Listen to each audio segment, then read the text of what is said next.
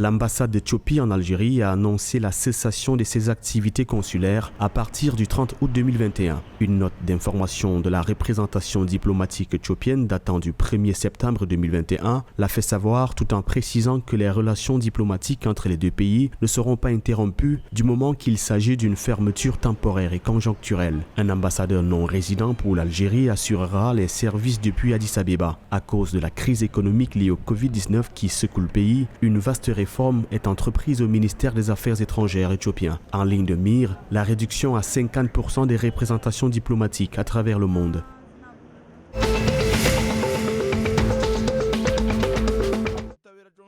La mise à l'écart du ministre de la Justice Johnston Busingye intervient durant le procès de Paul Rusesabagina, l'homme qui a sauvé 1200 personnes lors du génocide des Tutsis et qui, par la suite, deviendra un opposant au président Paul Kagame. Ministre de la Justice et procureur général depuis 2013, Johnston Busingye, désormais destitué, a été nommé ambassadeur en Grande-Bretagne. Le gouvernement n'a pas donné d'explication à cette éviction, mais le ministre de la Justice semble surtout avoir été fragilisé en février dernier lorsqu'il déclarait que le gouvernement avait payé pour le vol qui a mené Paul Rusesabagina au Rwanda en août 2020.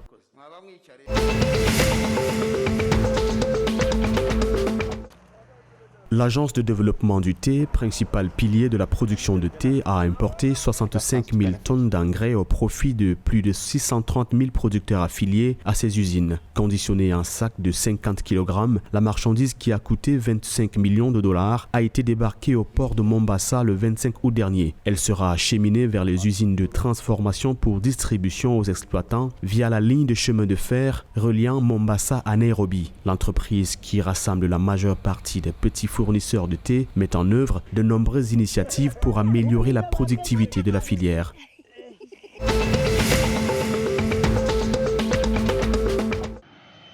Des plans sont en cours pour réduire les frais de transport aérien en Afrique de l'Est afin de faciliter la libre circulation des personnes, des biens et des services. Le processus comprend l'harmonisation des politiques de transport aérien de chaque État partenaire, l'examen des facteurs qui déterminent les coûts des billets d'avion et l'élaboration de réglementations uniformes en matière de transport aérien. Une réunion des ministres de transport et des communications des États partenaires de la CAE, présidée par le Kenya, a depuis émis une directive au secrétariat de la Communauté d'Afrique de l'Est pour lancer le processus.